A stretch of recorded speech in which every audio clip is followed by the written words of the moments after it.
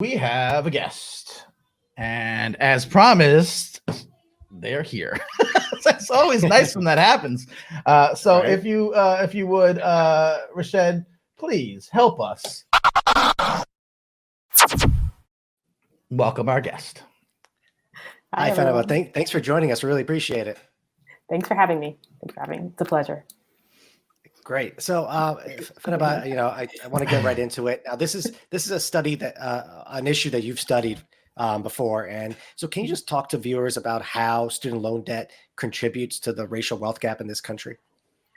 Sure. So yeah, like as you said, I've been studying this for quite some time since I was in graduate school, studying the rise of student loan debt from before the Great Recession all the way through the Great Recession and continuing afterwards. And I've tied that work to the racial wealth gap and racial wealth inequality, and really trying to unpack or show how historical legacies of racial wealth inequality have fed into rising racial debt disparities. So the accumulation of debt, in particular among Black borrowers, and how that debt disparity fits into the wealth gap for the young adults, for those children. So it's both in the accumulation and the repayment piece. And so in this work, we show that because Black students and their families have lower wealth, they can't pay for college, obviously, or they have less resources to draw upon to help their students and their children to attend college, and have to turn to the credit markets in order to afford the expensive educations. And I really want to emphasize, in this moment in which a college degree remains one of the strongest predictors of social mobility and economic and financial security. So they're not making an irrational choice, right, to do this. So I really want to emphasize that point, that taking on this debt is a financial risk, but they're doing so because they're betting on the returns of the college degree and the college education. And Professor, recently there's been more and more talk about potential forgiving of student debt by the Biden administration through an executive order. And I'm just wondering, your thoughts on that and potential impacts, especially maybe if it's potentially modeled after Senator Warren's proposal. Yeah, so the difference is there. So I'll start off by answering your first question, which is I am in support of debt cancellation. I think these students and their families were preyed upon, and we can do better.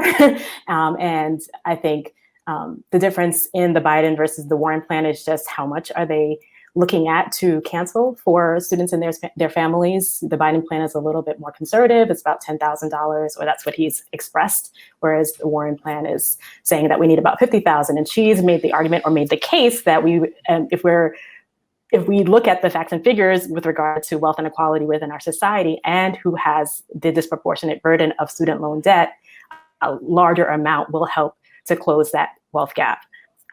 So that's the difference in those two plans. But I think that yes, a larger amount would help Black borrowers, but I think even the lower amounts will help a majority of people who are struggling, because if you look at how the distribution of debt, most borrowers have about a concentration of the borrowers have less than $10,000 amount of debt. So yeah. Great. Did that answer your question? I'm making sure I'm covering all the bases. Yeah, definitely. And just on the note of the racial wealth gap, so we've also seen studies that show that Black Americans with college degrees ultimately earn less than their white counterparts with high school degrees. So can you talk about the impact this has on Black Americans satisfying their student debt obligations, and then obviously becoming successful financially? Yeah, so this is the crux of racial stratification within our society. I will say that I think the stat or the study that you're referencing is actually with regard to wealth. So Black college graduates tend to have less median net wealth than white whites who have not finished their high school, have less than a high school degree. What this means is that that there are other frictions that feed into Black students and Black college graduates' ability to accumulate wealth within our society. And if we're looking explicitly at like the labor market, we still know that there's existence of discrimination within, wage discrimination that is directly impacting their ability, if they have a lot of debt, to pay back those debts as fast. So in some of the research that we've done, we find that the debt gap actually increases across the young adult period. And this is largely because white borrowers are able to pay back their loans faster. And especially in those like critical periods in the early years when a lot of Black borrowers are defaulting on their loans. So this has, real implications because presumably this is when these young adults are transitioning from school into the labor market. And if they have difficulty finding jobs that can pay them a fair wage or a comparable wage or that has wage growth, then they're going to struggle to pay back those loans. And we know those loans are very hard to discharge in bankruptcy. Right now, it's almost impossible to discharge those loans. And so this it becomes this, this weight that they carry with them throughout their adulthood, not just, a 10-year period, but it becomes 15, it becomes 20, it's 25. And that's where we are now. That's what we're seeing. Right. And Fenaba, we just have about 2 minutes left. So I have one last question for you.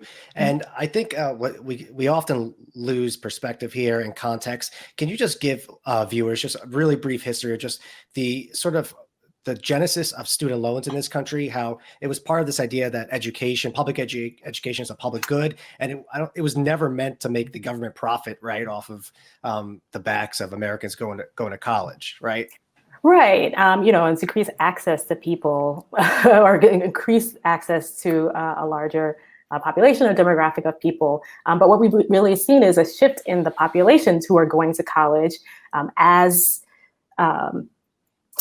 during the, I should say, let me go back, a shift in the population. So more people are gaining access to higher education at a time in which the costs are being shifted into the students and their families, right? So if you go back to the early origins of it, yes, you hear those stories about I went to school and it was only, $2,000 and I worked after and I paid it off quickly, right? That's because a lot of those fees were being subsidized by the federal and state and local governments, right? So you didn't bear the burden of those costs. But what has happened over time is that higher ed has become, the budget item that gets cut when states have to readjust their budgets. And so in order to keep accepting families, accepting students, and because of this loan program, they have shifted the cost or the share of the cost onto students and their families. And so at a time in which as I said, when I started, it's become increasingly more crucial to have a college degree. Great. Well, Fenaba, we really appreciate you coming on and giving us your insights. Obviously, this is an important topic in a moment of time where we're in another recession and it's going to be tough out there. So we really appreciate you joining us for this discussion.